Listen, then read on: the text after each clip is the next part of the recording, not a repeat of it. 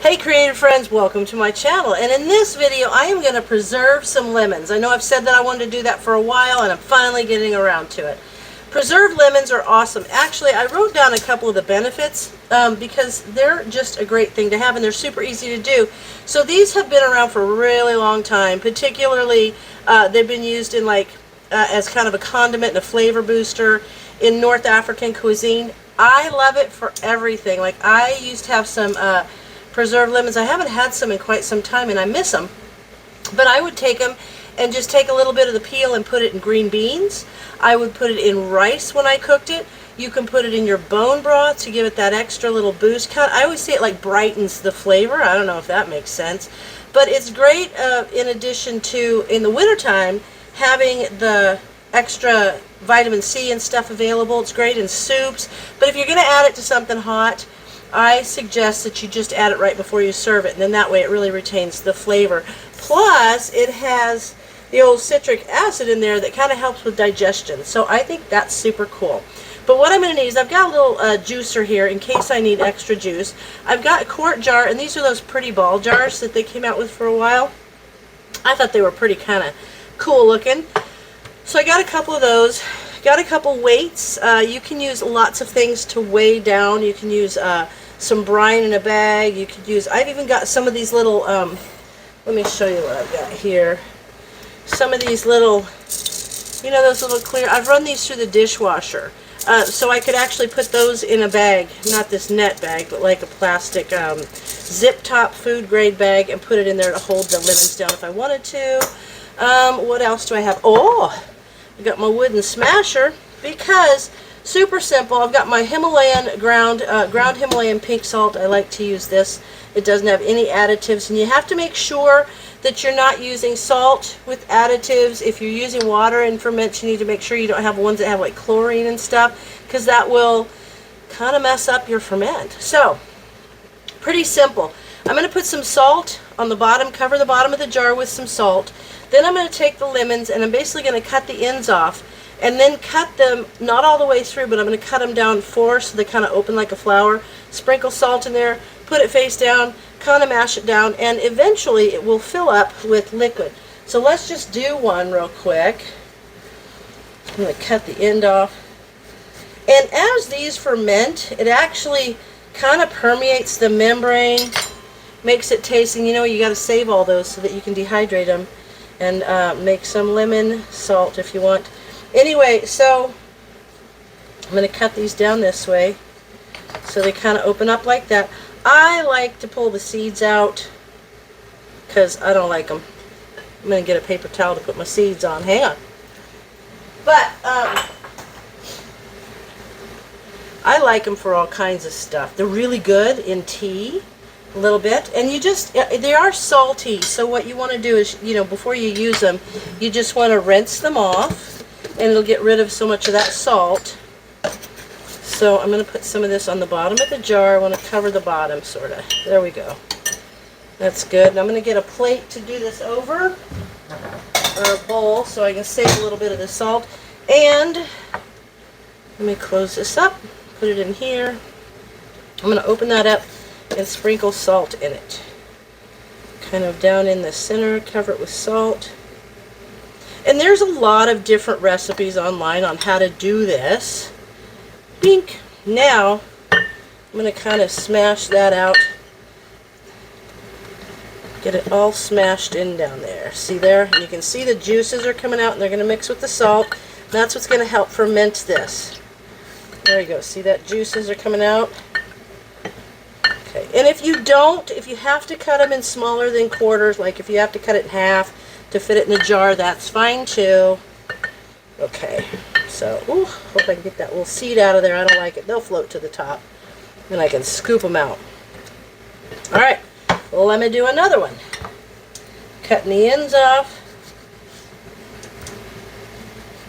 And some people put them face down. Some people put them face up. Some people leave them out on their counter for no more than 48 hours. Some people will leave them up to 3 to 10 days. Just find yourself a recipe that you're comfortable with. Ooh, this one had a lot of seeds. And follow that recipe because they're just going to get fermented, so they're awesome. Now I'm probably going to do mine for a couple of days, And then when I open it and I look inside and see the bubbles forming on the top and stuff, I might just go ahead and put that in the fridge. I'm going to get all these seeds out of here. And then that way it will just ferment a little bit slower for me. But they're so good. It just adds such a good flavor to things. I like them. There we go. Ooh, these are good juicy ones. And I've got my little juicer out in case, and it looks like these are going to be fine because they're super juicy. But if they weren't, I could squeeze a couple of lemons and add the extra lemon juice in there that I need. Let me get these seeds out, because I don't like the seeds in them. But as they get preserved in there, it's kind of cool because, there we go. That one was a bear. The rinds, all kind of, that bitter taste goes away, and they get all super soft, and you can cut them and use them in all kinds of stuff, and they're just so good. So, let me sprinkle a little of this in here. There we go. And now I'm going to put this one in there, face down. There we go. And I'm going to smash that one. Now, you could be smashing these with your clean hands if you want, but I don't want to get my hand stuck down in the jar. Ooh, look at how juicy those are. They're so good. So, I'm going to keep doing this, and then once I get this jar all the way to the top and I'm doing the last one, then I'll come back to you. But look at how much juice is there, and that's going to preserve them, and they're going to be so good. So, I'll be right back.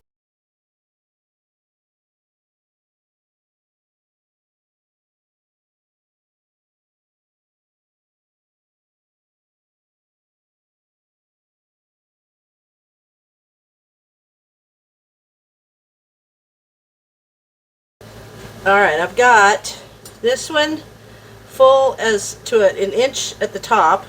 This one I'm going to add this last lemon to because I think that will bring the juice all the way up as high as I want it.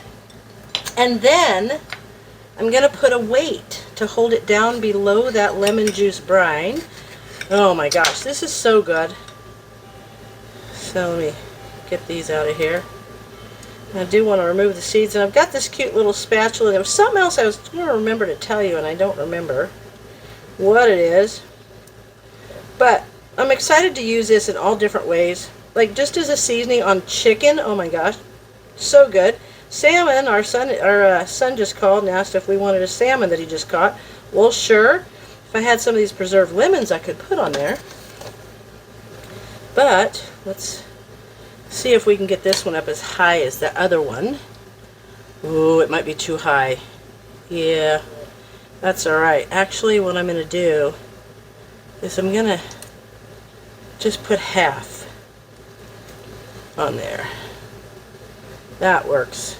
That works. And then I've got my little scooper to help scoop out any of those seeds and those little floaty bits, because I don't want those in there.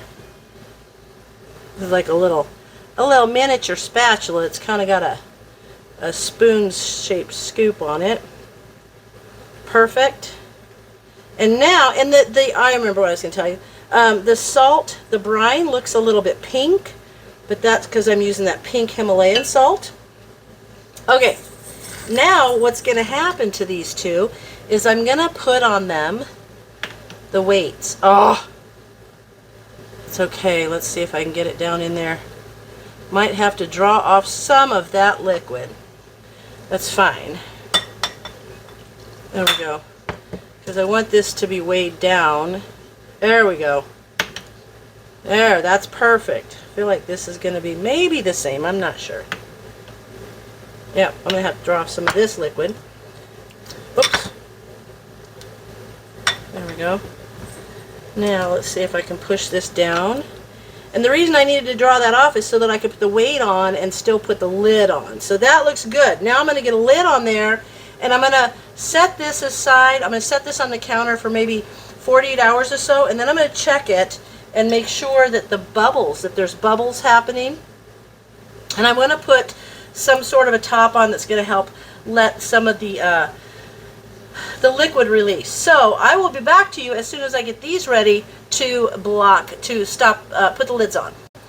Well, I've decided, you know, I've got these are like fermenting lids from Ball, and they've got this spring that holds your things down underneath the liquid, but I don't want that in there. I feel more comfortable using the weight, the glass weight, so I'm going to put the glass weight in there, but I am going to use this lid, and the reason is it's got this little release where the bubbles can come out if they need to, but I'm not going to use these. I think I would use these springs for maybe fermented carrots when I do those or something. But there you go.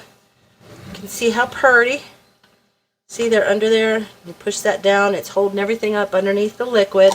So I'm going to put that on. Now, I'm going to let this sit for 48 hours, and then there should be a little bit of bubbling happening, and it's going to be pretty exciting to check out. So I will give you an update on these as soon as I check them. But for now, as always, thanks for watching, and I'll see you in my next video.